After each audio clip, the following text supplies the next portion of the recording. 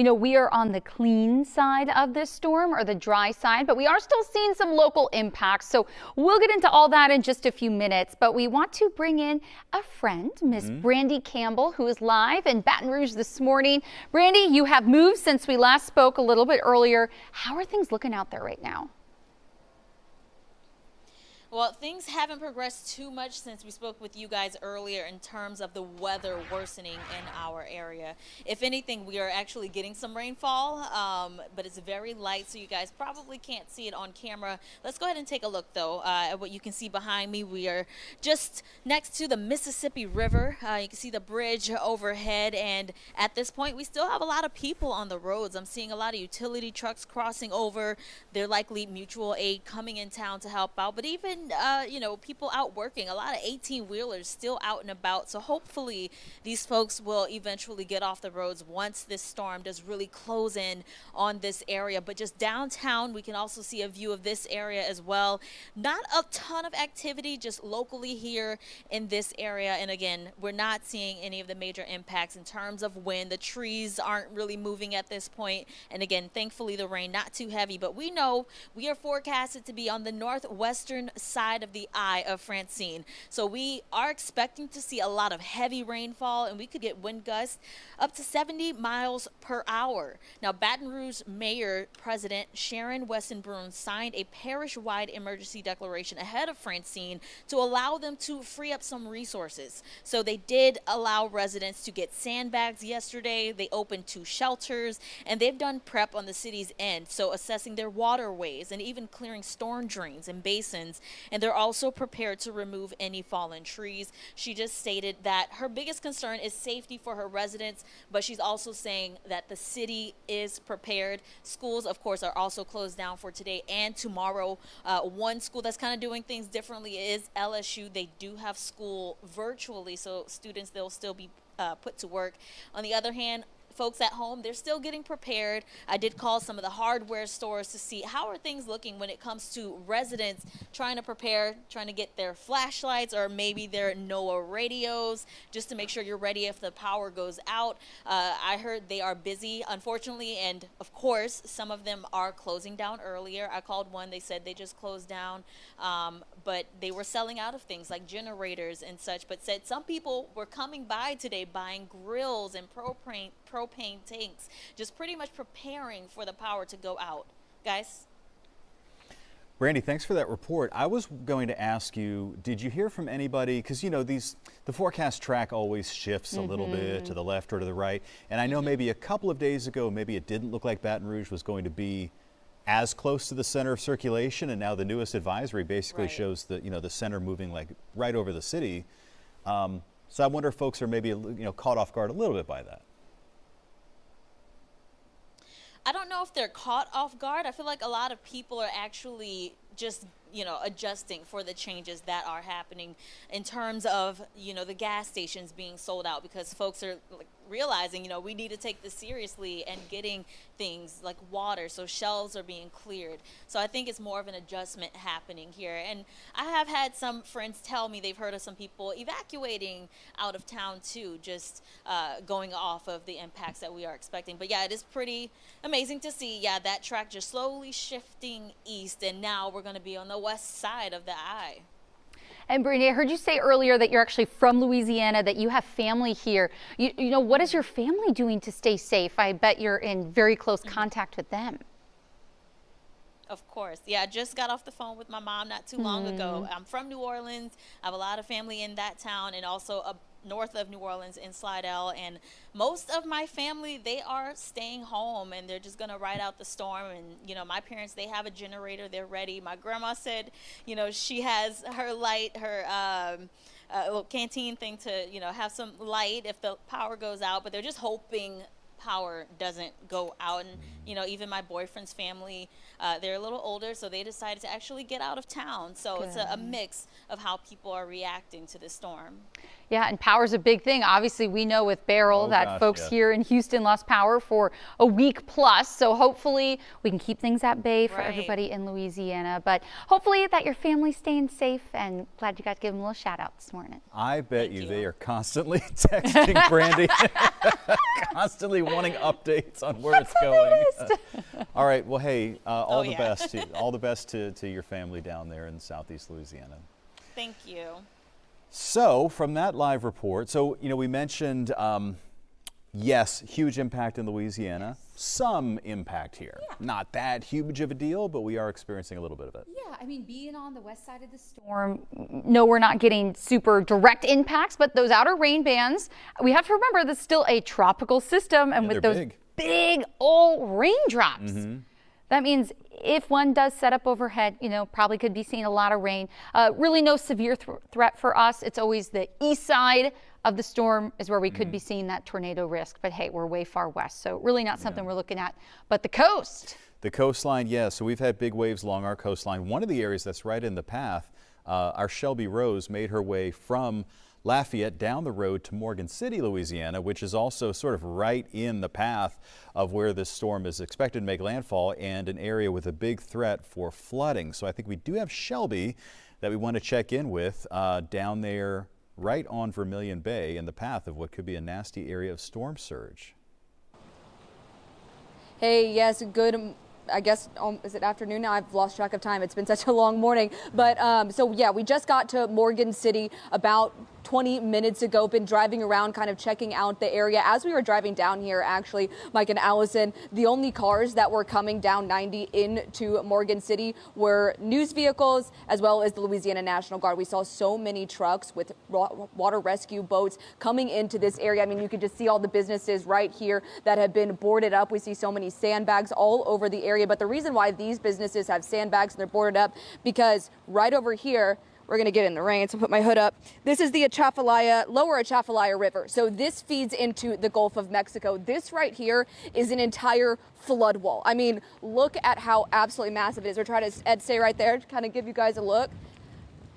I mean, I'm a tiny person, but it is an incredible flood wall. And I mean, this is not even the first one that they've had here. They have a little bit of a history over here that kind of explains that this is an area that is definitely no stranger to flooding, no stranger to hurricanes of this magnitude. And so, as you can probably tell, it's raining, but it's not that bad. Everyone here is hunkered down. We do know that Morgan City officials, they have implemented an 11 a.m. curfew, so that curfew is now in place. So the only people that we see driving around are essential workers. So we're talking people going to and from work, as well as police, law enforcement, and we are considered essential workers. And so we are among those. And so just a lot of news crews, a lot of storm chasers and stuff like that. So we're going to be hunkered down here trying to find a safe spot, because Morgan City is not necessarily the biggest city in Louisiana. We're trying to find some parking garages or kind of some safe spots. So Mike and Allison, if you have any good actual recommendations, that would be awesome. I know I'm asking you recommendations on air right now, but that would be awesome to find a good safe space for us to be, to kind of hunker down and ride out this storm. Well, gosh, we will do that. I think I was in Morgan City once, but parking garage, just away from. Isn't it funny though? Southern it's all edge. the folks are the residents are not there. It's all news crews and storm chasers. Oh gosh, the adventurous. And also, by the way, shout out to Shelby and photographer Ed, because you guys were on the morning news, and then you had to spend your day driving over there yesterday, like your whole afternoon and evening, spend the night, wake up first thing in the morning. It's like the life of a reporter, covering things like this. So yeah, be safe, and I'm sure we'll try to get some rest if you can. Absolutely. All right, thanks, Shelby. So it's effects here. So here's what we're going to do. We're going to do a really cool transition. I'm going to walk over there, and I'm doing local weather, right? I'm going to walk over there. We're going to talk about the local effects here in the Houston-Galveston area. When we check in with Allison in a few minutes, we're going to talk about the latest on the storm, because we did get a recent update and see how the progress of that is going. So this is a look outside right now at the way things are shaping up in New Orleans. So there we are. You'll see the New Orleans Superdome there right in the middle part of your screen. And you know, of course, they're awaiting the arrival of the heavier rain and the higher winds. But for right now, obviously, it is raining. It's not the prettiest of days there. It's sort of the calm before the storm, I suppose, there. With New Orleans, really what's going to end up being sort of on that right side of the circulation, on that dirty side of the circulation. All right, well, let's take a look at what's happening here locally. What are the effects? Not much. So actually, this wind advisory, you know what? Looks like that's been dropped. It was actually just dropped because we haven't had those winds really gusting high enough to justify the advisory. The concern was that if the storm was close enough to us that we would have winds of, you know, maybe gusting to 35 miles per hour. That hasn't come to fruition. Now it is breezy, no doubt. Galveston is breezy very often, as you know. Wind out of the north about 17 miles per hour, and in the city of Houston right now about 10 to 14 miles an hour. By the way, the temperatures are great out there, 79 degrees, cloudy and breezy.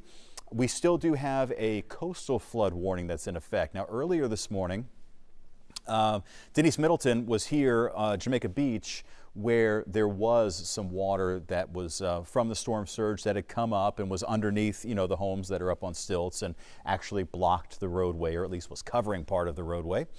So moderate flooding at the beaches, very strong rip currents. Do not get in the waters today, and about a 2-foot storm surge. By the way, that particular advisory is in effect until 4 p.m. today. In the red you see out here is the tropical storm warning that's in effect over the water, but not for us on land. As far as what's happening right now, really just coastal effects and now some scattered showers that have popped up. Sort of an outer rain band forming there, even though the center of circulation, Francine, is very far away from us. The winds are starting to pick up a little bit on land. We have been sort of awestruck by some of the offshore observations. So this is an oil platform that's located in this, the Gulf is broken up into sectors, like where they explore for oil and drill for oil. This is called East Cameron 321A. And anyway, the rig that's located at that particular spot is measuring 100-mile-per-hour winds.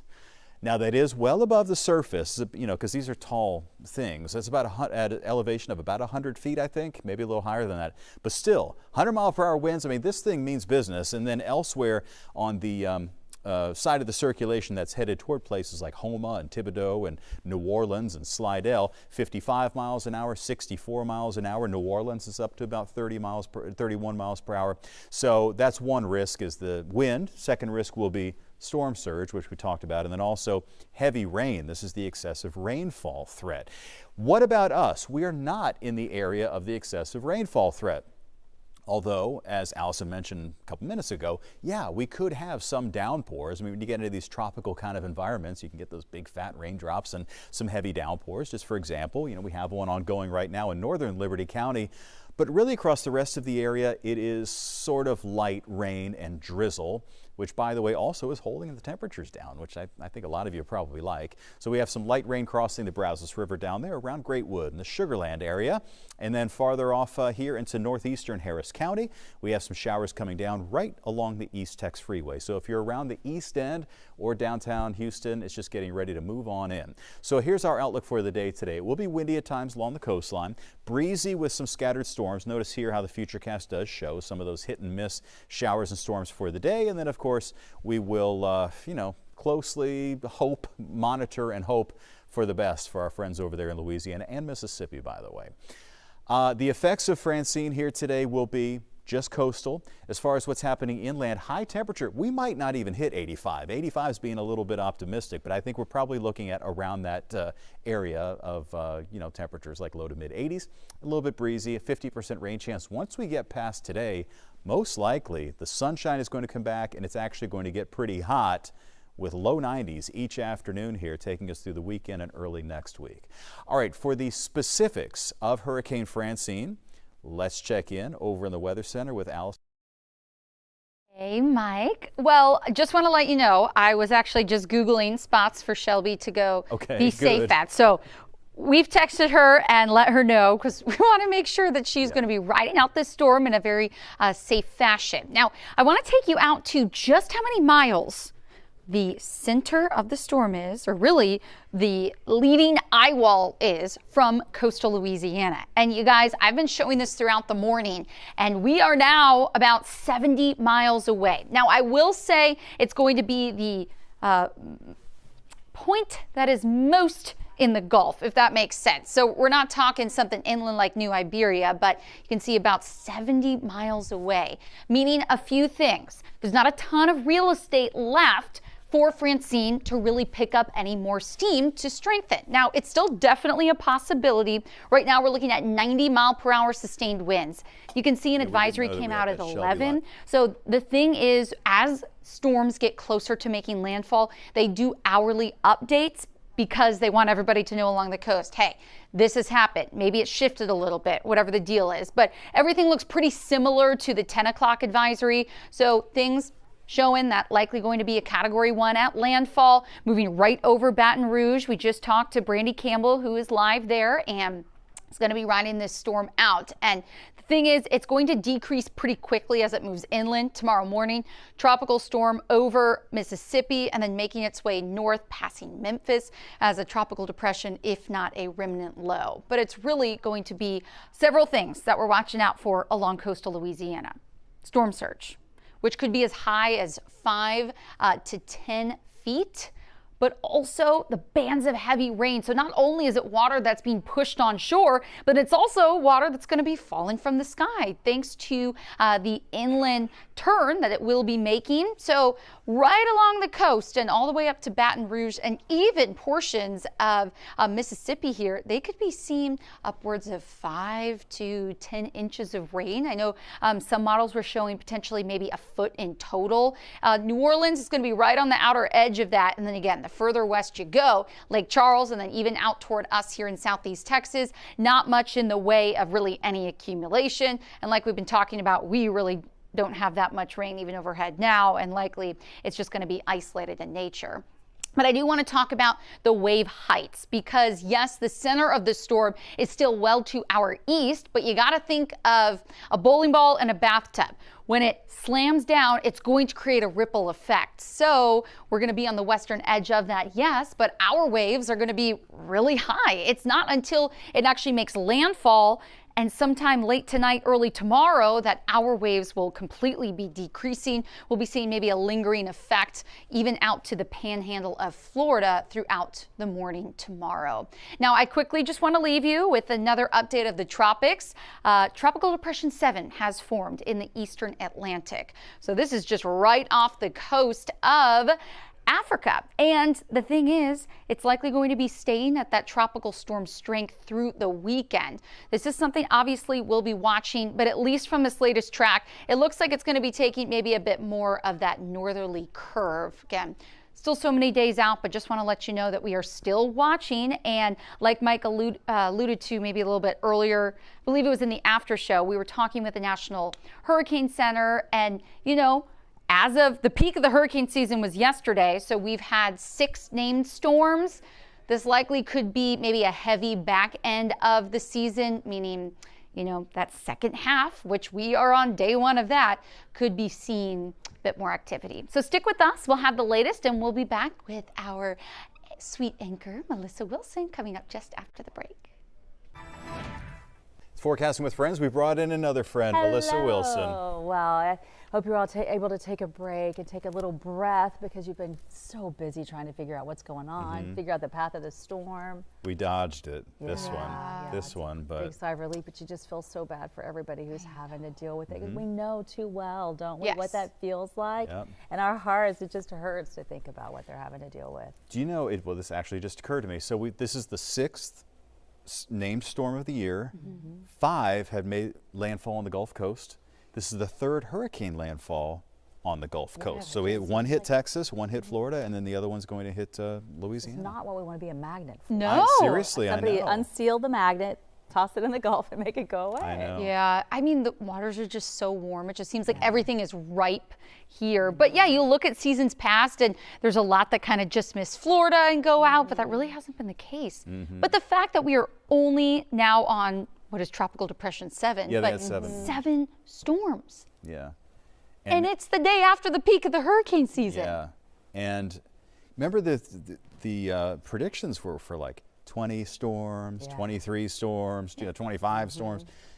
So it's interesting to see, like, are we going to have an eruption in October or something? I mean, because Doesn't appear there are a few waves out there. We just got TD7 this morning, but it's not like things have really exploded yet. So I don't know if it's just going to end up being a really weird season. That would be nice if this was about it and we were wrapping up. What, it doesn't seem like there's that much in October usually. Usually Yeah, there you isn't, did. no. You gave me a date. September's not a great number. Usually October 15th for Texas, it shuts off. Then it's over. Yeah, I think the latest hurricane strike on record was the 15th, and the latest tropical storm strike was like the 17th.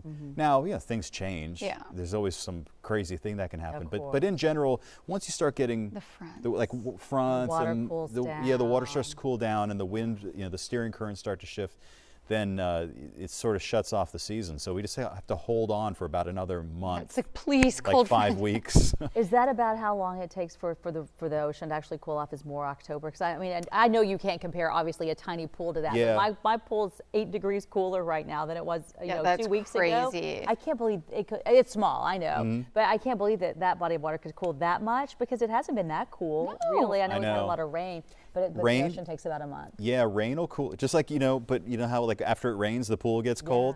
So it happens too to the surface of the ocean after it rains. And with Francine, it's going to be mixing up the water, so it's not going to be quite as piping hot because some of those cooler waters down below get mixed back up. So Yeah. hopefully so, that will save us for a little bit. Yeah, we hope. But yeah, very odd. I mean, it could be worse. There was some concerns that this thing was going to undergo this sort of explosive strengthening, before landfall. And fortunately, it doesn't look like it's going to do that unless something just bonkers happens. Just running out of room. Over the next 5 or 6 hours, they sort of dodged that too, which is, any hurricane is bad, but if you're going to choose between a Category 1 and a 4, obviously. know what we'll take. So yeah, it's one of the hazards of living in paradise. Yeah, as they it do. is. It sure is. Yeah, it's a good way to put it. So what else you want to talk about? Well, we only have 30 seconds, friends. Oh, is that right? Yeah. Not very long. Oh, we only have 30 seconds? Yeah, I've got to take. Oh, because we have to take another break We have to before take the a final break. Yep. Yeah. But then you can join us back here on Fox 26 News at noon That's right. for more. Yep. Well, just getting warmed up for you. Yeah. So just praying for everybody in Louisiana. Yeah. You know, And hopefully Brandy it's Campbell's quick- family. I know. And hopefully Shelby and Ed find a safe place to hunker down. I already sent him a pin. Oh, you did? Yeah. Oh, nice. That was smart. Well, you guys, we will be back coming up at noon. Thanks for joining us here on Forecasting with Friends.